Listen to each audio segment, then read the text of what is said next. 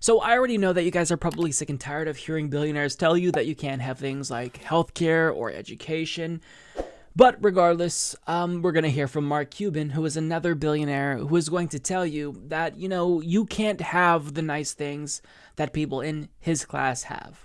Take a look. Mark Cuban is here. He has been a capitalist his whole life, and he actually started with nothing and became a billionaire because of hard work and just smarts. And luck. And luck. There's always luck, of course. So tell me about that. What do you think about how 2020 is shaping up and capitalism versus socialism? Well, I mean, capitalism is going to win. There's no question about that. But look, I'm never against open discourse. That's what makes this country great. People being able to convey their opinions. Now, I'm not going to agree with all of them. Socialism just doesn't work.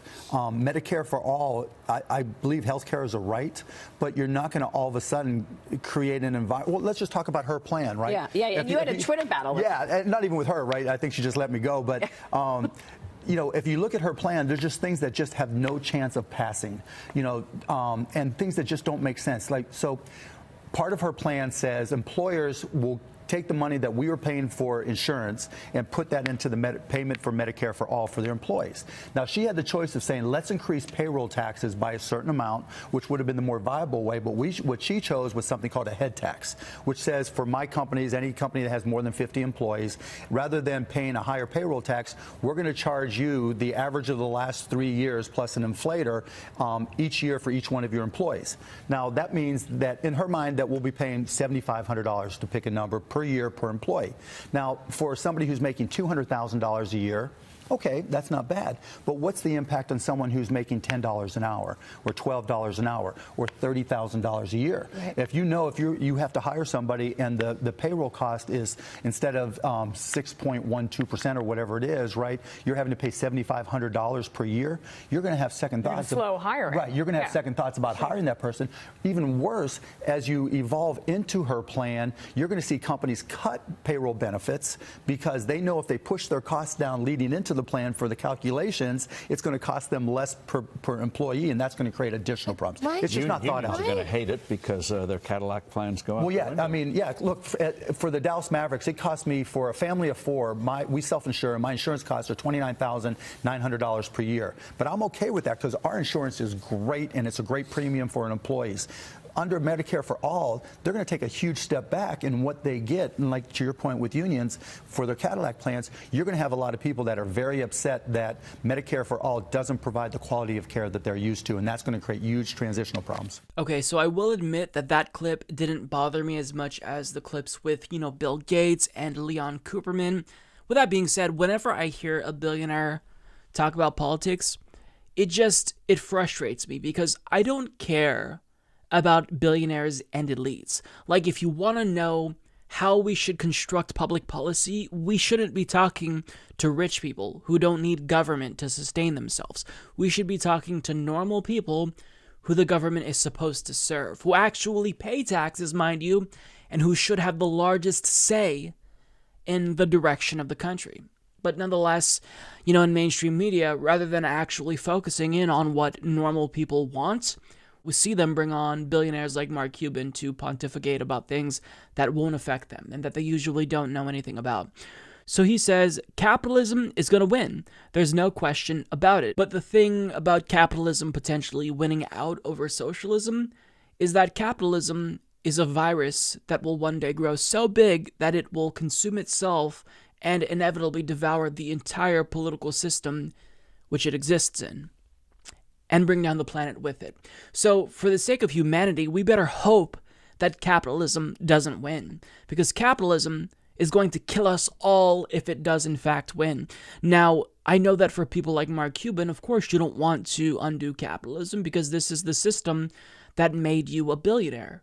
So, I wouldn't want to undo socialism if that system helped me, so I get it, it's self-interest, right? But for the sake of humanity's survival, we better hope that capitalism does not win.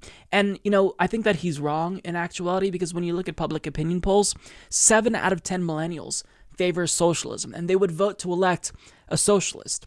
So the future generation, they know that capitalism is a failure. Capitalism is a deadly system. It's just a matter of Will we be able to assume power in time before it kills us all? That's really the true question. It's a race against time. He also says, I'm never against open discourse. That's what makes this country great. Now, I love that Freudian slip there because that's the same exact thing that Donnie Deutsch said when he was talking about how, Bernie Sanders is not what is good for this country, Right, because when you elect someone like Bernie Sanders, you know that that's going to be bad for the bottom line because he's going to make you pay your fair share. He just put out a brilliant tweet about Netflix. He said that $8.99 fee that you pay to Netflix monthly is more than they've paid in taxes all year. So what Bernie Sanders is going to do is make all of these tax dodgers finally pay what they haven't been paying. So, that's really important, but that's what people who are elites don't like because they've been able to hire enough lawyers to where they don't have to pay any taxes. They can get away with paying $0. Amazon paid $0 in taxes after they made billions in profits. This is a $1 trillion company. So the fact that they are paying effectively $0 in taxes should outrage everyone. So what Bernie Sanders is doing is he's going to change that, and they know they don't like that. Now, Mark Cuban says socialism just doesn't work. Okay, that's not a very persuasive argument. And furthermore, it depends on what type of socialism we're talking about. Progressives in the U.S. oftentimes point to social democratic countries in Scandinavia. Those are working really well. When it comes to Latin American countries, oftentimes when they elect a socialist government, we overthrow that government with the CIA. So we haven't even really tested democratic socialism anywhere in the world. What we're really talking about is democratizing the workplace. We're talking about democratizing society. We're talking about hyper-democratization. So it's not necessarily so much about big government so much as it is about empowering people, right? So, socialism, to say that it doesn't work, that doesn't really mean anything. It has no value in saying it. So he then moved on to Medicare for All to demonstrate why socialism won't work. And he proclaims healthcare to be a right, but then proceeds to argue against Medicare for All and why we can't have healthcare be a right in actuality. Now, when they refer to her Medicare for All bill, meaning Elizabeth Warren, meaning Bernie Sanders' Medicare for All bill, since he's the only candidate who actually supports Medicare for All, the reason why he's against it is because he thinks it's not politically feasible. Now, he argues that the head tax isn't the best way to fund it. No disagreement from me there. However, to say that it's not politically feasible, that doesn't mean anything. There's a lot of things that we previously thought were not politically feasible, right? The New Deal was not politically feasible. The Voting Rights Act, passing Social Security, these are all things that we thought were not politically feasible. Marriage equality, women securing the right to vote, freeing the slaves even. Our entire history is pretty radical, right? As Americans, we've been always pushing the envelope, and we haven't really gotten any big structural reform or constitutional amendments in this generation. So now I think we're on the cusp of that. People are finally waking up and realizing that we need that change. So to say that it's not politically feasible, that doesn't really mean anything, and it's an ahistorical take, because you're not taking into account the times that Americans have done things that were once thought to be politically infeasible. He also talks about how Medicare for All, according to him, will take a huge step back in terms of benefits, and he adds, quote, "You're going to have a lot of people that are very upset that Medicare for All doesn't provide the quality of care that they're used to," meaning union members, and that's going to create huge transitional problems. So this is an outright lie. Medicare for All, for I think most Americans, will offer the best care that they have ever had. To get the level and quality of care that Medicare for All will offer, like if you were to opt for a private plan that covers that much, you'd be paying like more than $1,000 per month for one person, I'd imagine. Because it covers everything: dental, vision, hearing aids for seniors. It is comprehensive, universal, and it's free at the point of service. So the union members who enjoy the private insurance that they have currently, first of all, I can assure you that it's going to be better than almost every single plan that unions are offering that's based in, the private market. And second of all, if it's expanded to everyone, isn't that better? I just don't understand how people can say healthcare is a right, but then say, I don't support Medicare for all. I still think that it should be a commodity, like shoes and video games. Like, that's contradictory. You cannot say healthcare is a human right, but then go on to say, I think we should deny this human right to people unless they can afford it because it's not politically feasible.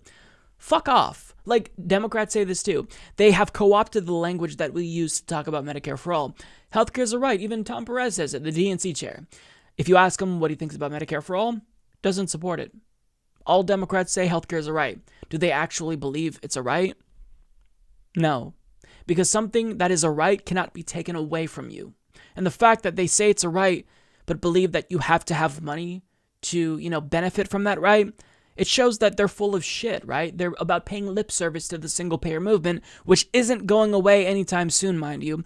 So, they don't have a choice. Either they acquiesce, or we're going to take them out, and we're going to defeat them, and we will get people in power who actually will push for Medicare for all.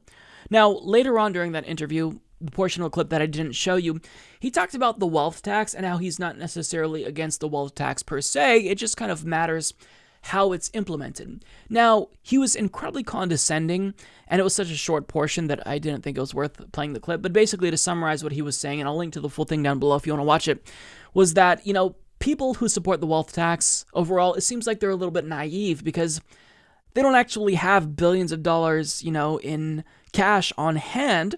And, the wealth tax, a plan like Elizabeth Warren's, doesn't actually take into account liquidity, given that, the amount that he'd owe Mark Cuban himself, based on his wealth, actually exceeds the amount of cash he has on hand. So in order to, fulfill what's required under Elizabeth Warren's wealth tax, he'd have to sell off portions of his worth in order to pay that wealth tax. And so the way that he talks about proponents of the wealth tax is that they're just naive and they don't really understand the wealth tax, right? They don't realize that people like him are going to have to literally sell off their wealth in order to comply with the wealth tax. But that's the whole point. The point is you have to sell off your wealth in order to pay the wealth tax until you lose so much wealth that the wealth tax no longer applies to you. That's the whole point. Because in a capitalist system, wealth equals power. We can't have people having $1 billion in net worth because that destabilizes the system. So the fact that it doesn't take into account liquidity does not matter. Sell off your assets to pay for the wealth tax, and eventually you will have your wealth reduced to the point where you won't have to worry about the wealth tax. That's the point. Billionaires shouldn't exist. Period. End of story. And to that, he also said that people like Elizabeth Warren and Bernie Sanders are becoming incredibly Trumpian by saying statements like that. Look, I am so sick and tired of hearing from billionaires. They all need to understand that at a time when there is wealth and income inequality, they need to read the room and shut the fuck up. Because they're, talking down in a condescending way to peasants on national television every single day. It's not helping their cause. It's only making people want to eat the rich even more. They're getting more hungry. So, I'll leave that there. I'm not sure what else to say about this. Mark Cuban, like every other billionaire, is incredibly out of touch. And yes, we need to take the wealth that he stole from America. Because that much wealth, I don't know how much he's worth. He's over $1 billion, but no one person should have it. Sorry. If you want to live in a society, you can't have that much wealth while people are starving. That's not the way that things should operate. And just because they are that way now doesn't mean that they should be that way. So kindly shut the fuck up about politics and the wealth tax.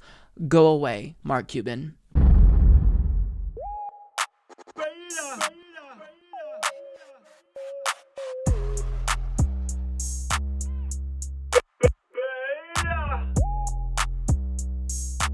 Alpha male, not a beta male.